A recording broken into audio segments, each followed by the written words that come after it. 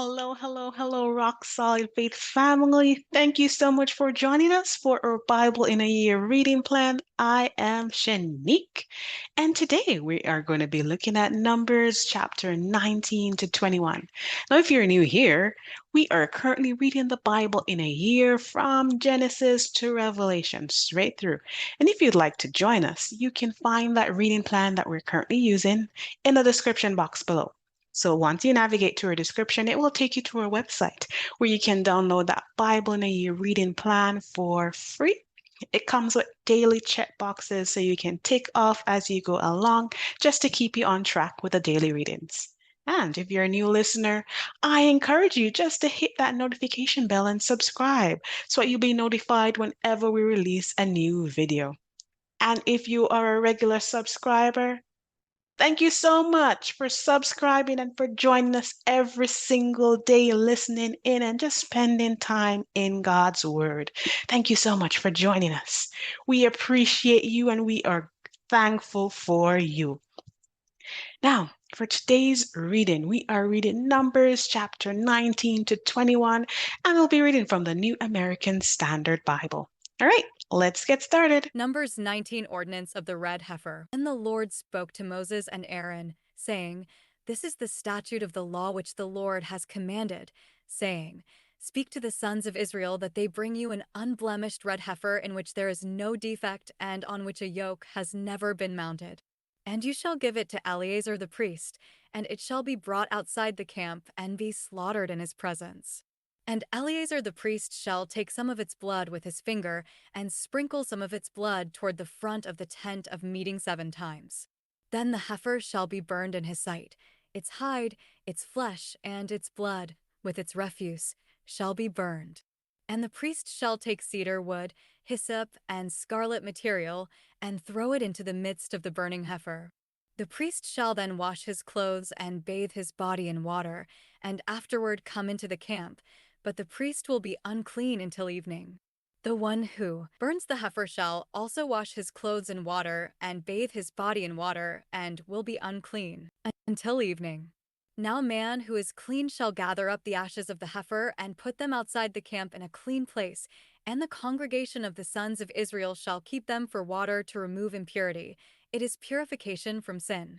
And the one who gathers the ashes of the heifer shall wash his clothes, and will be unclean until evening.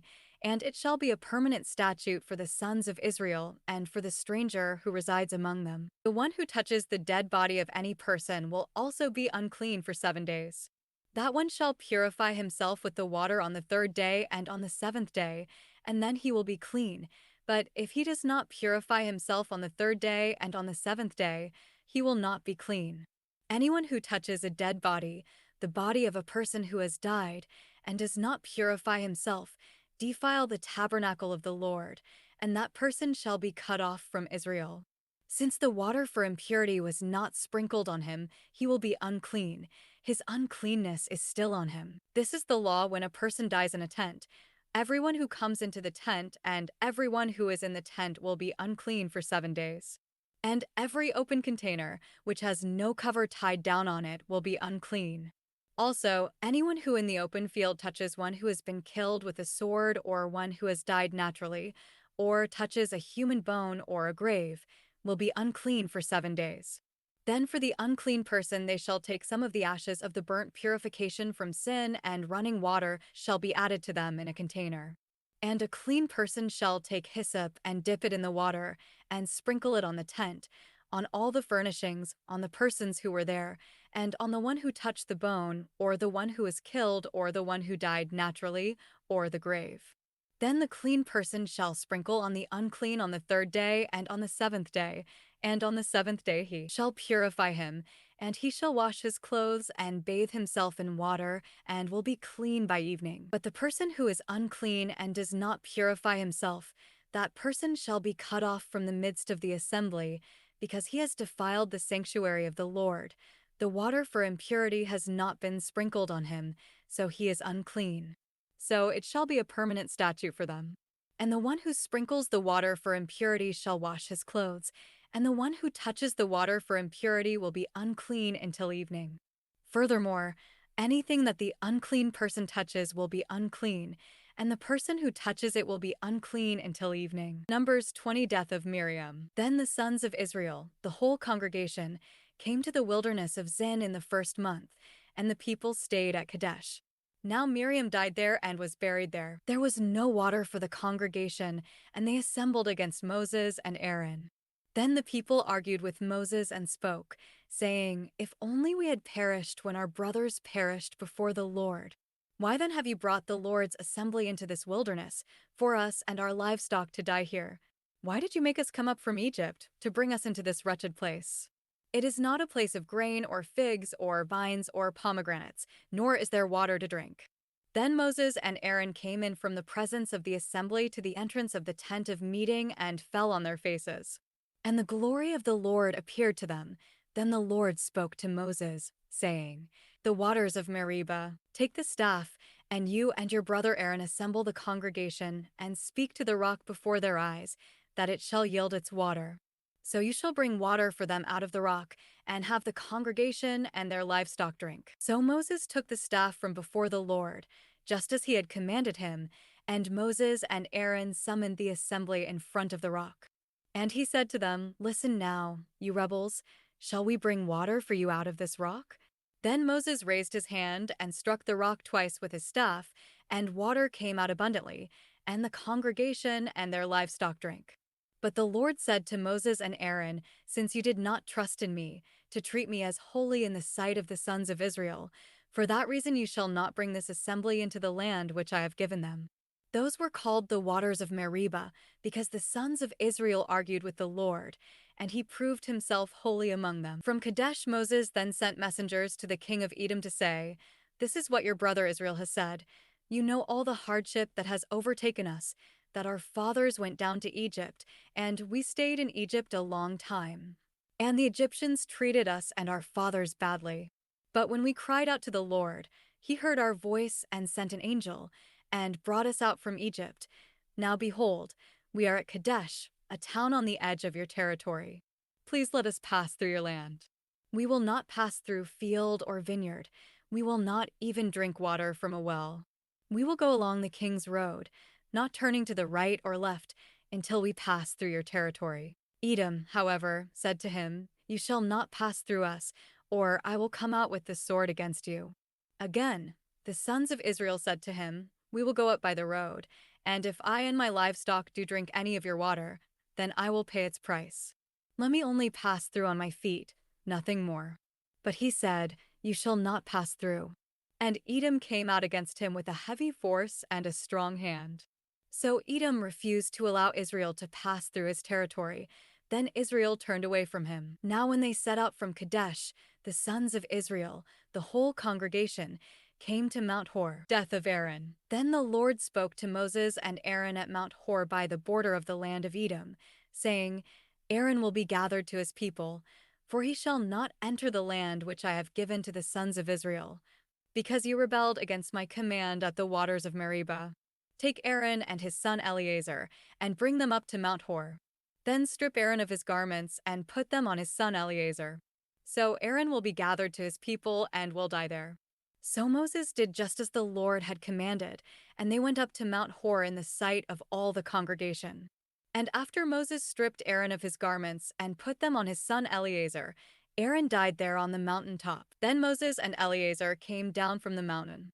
When all the congregation saw that Aaron had died, the whole house of Israel wept for Aaron for 30 days. Numbers 21. Arad conquered. When the Canaanite, the king of Arad, who lived in the Negev, heard that Israel was coming by the way of Atharim, he fought against Israel and took some of them captive.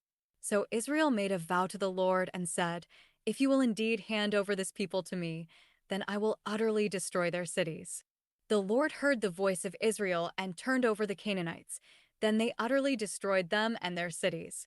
And the place was named Hormah. Then they set out from Mount Hor by the way of the Red Sea to go around the land of Edom, and the people became impatient because of the journey. So the people spoke against God and Moses, "Why have you brought us up from Egypt to die in the wilderness? For there is no food and no water, and we are disgusted with this miserable food." The bronze serpent. Then And the Lord sent fiery serpents among the people, and they bit the people, so that many people of Israel died. So the people came to Moses and said, "We have sinned, because we have spoken against the Lord and against you. Intercede with the Lord, that he will remove the serpents from us." And Moses interceded for the people. Then the Lord said to Moses, "Make a fiery serpent, and put it on a flagpole, and it shall come about that everyone who is bitten and looks at it will live." So Moses made a bronze serpent and put it on the flagpole, and it came about that if a serpent bit someone and he looked at the bronze serpent, he lived. Now the sons of Israel moved out and camped in Obith. Then they journeyed from Obith and camped at Iabrim, in the wilderness which is opposite Moab, to the east. From there they set out and camped in Wadi Zered. From there they journeyed and camped on the other side of the Arnon, which is in the wilderness that comes out of the border of the Amorites. For the Arnon is the border of Moab, between Moab and the Amorites. For that reason it is said in the book of the wars of the Lord, Waheb and Saphah, and the wadis of the Arnon, and the slope of the wadis. That extends to the site of Ar, and leans to the border of Moab. From there they continued to Beer, that is the well where the Lord said to Moses, "Assemble the people, that I may give them water." Then Israel sang this song, "Bring up a well, sing to it, the well which the leaders dug, which the nobles of the people hollowed out with the scepter and with their staffs." And from the wilderness they continued to Mattanah, and from Mattanah to Nahaliel, and from Nahaliel to Bamoth, and from Bamoth to the valley that is in the land of Moab, at the top of Pisgah, which overlooks the desert. 2 victories then Israel sent messengers to Sihon, king of the Amorites, saying, "Let me pass through your land. We will not turn off into field or vineyard. We will not drink water from wells. We will go by the king's road until we have passed through your border." But Sihon would not permit Israel to pass through his border. Instead, Sihon gathered all his people and went out against Israel in the wilderness, and came to Jahaz and fought against Israel. Then Israel struck him with the edge of the sword, and took possession of his land from the Arnon to the Jabbok, as far as the sons of Ammon, for the border of the sons of Ammon was Jazer. Israel took all these cities, and Israel lived in all the cities of the Amorites, in Heshbon and in all her villages. For Heshbon was the city of Sihon, king of the Amorites, who had fought against the former king of Moab, and had taken all his land out of his hand, as far as the Arnon. For that reason those who use Proverbs say, "Come to Heshbon, let it be built. So let the city of Sihon be established." For a fire spread from Heshbon, a flame from the town of Sihon. It devoured Ar of Moab, the dominant heights of the Arnon. Woe to you, Moab! You are destroyed, people of Chemosh. He has given his sons as fugitives and his daughters into captivity to an Amorite king, Sihon. But we have shot them down with arrows. Heshbon is destroyed as far as Dibon. Then we have laid waste as far as Nophah, which reaches to Medeba. So Israel lived in the land of the Amorites. Now Moses sent men to spy out Jazer, and they captured its villages and dispossessed the Amorites who were there. Then they turned and went up by the way of Bashan, and Og the king of Bashan went out against them, with all his people, for battle at Edrei. But the Lord said to Moses, "Do not fear him, for I have handed him over to you, and all his people and his land, and you shall do to him as you did to Sihon, king of the Amorites, who lived in Heshbon." So they killed him and his sons and all his people until there was no survivor left, and they took possession of his land. All right, that was our reading for today. Now, today's episode is sponsored by the Daily Grace, and they make some fabulous Bible study books for women, but they also have Bible studies as well that are geared towards men, but they're cute, they're pretty, and they are fabulous to dive into. And they do also have a Bible study series, a 4-part volume called The Story of Redemption. And if you're doing this Bible in a Year series, I encourage you, you could also pick up a copy of these books. It includes a devotional style commentary of each day's reading, as well as it includes daily reflection questions as well to help you dive deeper.